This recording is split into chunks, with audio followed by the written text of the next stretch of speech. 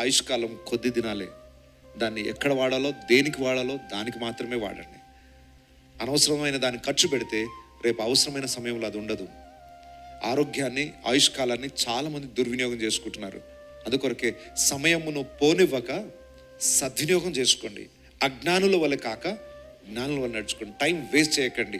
కొద్ది దినములు జ్ఞానంతో వాడుకోండి. ఈ కొద్ది దినములు దుఃఖ దినములుగా మారకుండా చూసుకోండి. ఈ కొద్ది దినములు సరైన గమ్యానికి చేరుకోవడానికి వాడండి. ఈ సి అనే చాయిస్ని టైం వేస్ట్ చేయడానికి వాడుకోకండి. సి అనే చాయిస్ని ఎంటర్టైన్మెంట్ కొరకు వాడుకోకండి. సి అనే చాయిస్ని ఎడ్యుకేషన్ కొరకు నేర్చుకొని దేవునిలో ఒక ఉన్నత స్థాయికి ఎదగడానికి, దేవుని కొరకు వాడబడే పాత్రగా ఆయుష్కాలను వాడుకోండి. అప్పుడు ఇవి దుఃఖ దినములు కావు. అపోస్తలుడైన పౌలు పలికినట్లు వెనకకి తిరిగి చూసుకున్నాడు ఆయన కూడా. నా దినములు దుఃఖ దినములు అన్నాడా పౌలు గారు? మంచి పోరాటం పోరాడి తిని ద బెస్ట్ లైఫ్ నేను జీవించాను అన్నాడు. అబ్బా, ఆ మాట మనం పలకగలిగితే ఎంత సంతోషం, ఎంత ధన్యులం.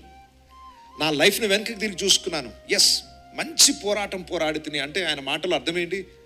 నా లైఫ్లో బెస్ట్ లైఫ్ని జీవించాను నేను.